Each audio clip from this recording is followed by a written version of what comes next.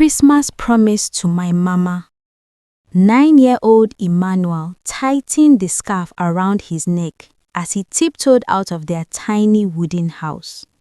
Inside, his mother lay on a thin mattress, gently coughing, too weak to get up.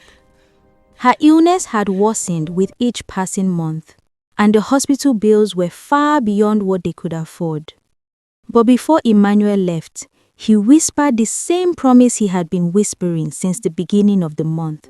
Mama, hold on. this Better days are Christmas, coming, I promise. I'll get you Thank you, my something son. Your special. words give me I strength. promise. She always smiled weakly, brushing his cheek. Your presence is my gift, my son. But Emmanuel wanted more, at least a new blanket to keep her warm. Something, anything to make her smile again. Emmanuel never told his mother where he went every day. He didn't want her to worry, so he walked in secret. Some days he swept the barber's shop. Other days he carried heavy bags for market women. He washed plates behind the roadside canteen. He packed sachet water. Anything, everything.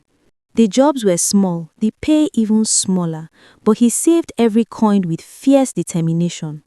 Yet there was one thing he didn't expect: hunger. Most days he gave up his lunch money, choosing instead to add it to the secret Christmas fund.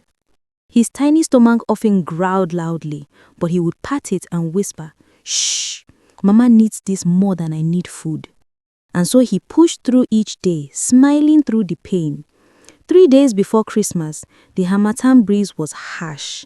Emmanuel had worked longer hours than usual, loading crates behind the bakery. He was trembling, exhausted and dizzy, but he held on to the little envelope of money in his pocket like it was life itself. Then suddenly, the world around him began to spin. The voices faded, his vision blurred, a sharp pain shot through his chest, and he collapsed on the cold ground. People shouted, someone ran for water, but Emmanuel didn't hear anything. He was drifting away from the promise he made. A well-dressed man in a long brown coat had been driving past when he saw the little crowd. He stopped immediately. "Who is this boy?" he asked. "No one knows," someone replied. "He just walks around here." It didn't sit well with the man. He pushed through the crowd, lifted Emmanuel gently and rushed him to the community clinic. Hours later, Emmanuel woke up slowly, weak, confused and frightened. The man sat beside him. "My name is Mr. Daniels," he said softly. "You fainted from exhaustion and hunger. Where are your parents?" Emmanuel's eyes filled with tears. "It's just Mama, and she's very sick." He hesitated, then whispered, "I was walking to buy her a Christmas present." Mr. Daniels blinked rapidly, fighting his own tears. "You're a brave boy, Emmanuel." The doctor approached, explaining that Emmanuel needed rest, proper food and warmth. Before Emmanuel could protest, Mr. Daniels made a decision that would change everything. "Give me the boy's address. I need to see his mother." Their home was smaller than Mr. Daniels expected. Leaking roof, cracked walls, one thin mattress. Mama struggled to sit up when she saw a stranger enter with her son in his arms.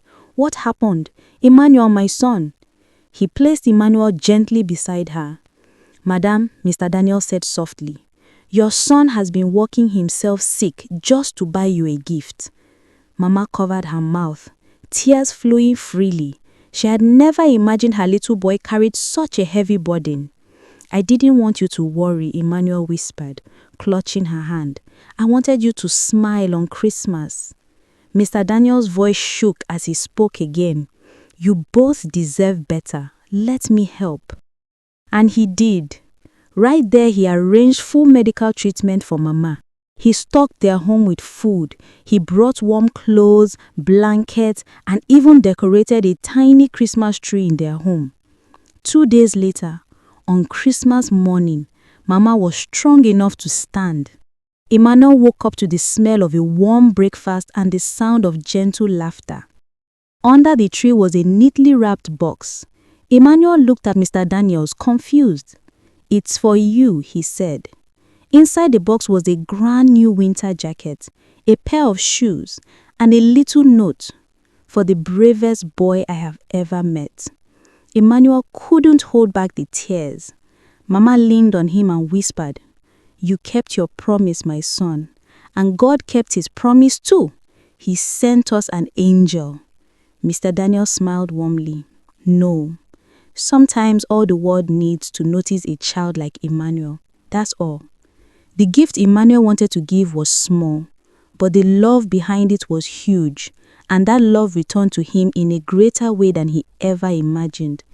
For the first time in a long while, their tiny home was filled with light, with laughter, with hope, because sometimes the biggest miracles come in the smallest sacrifices.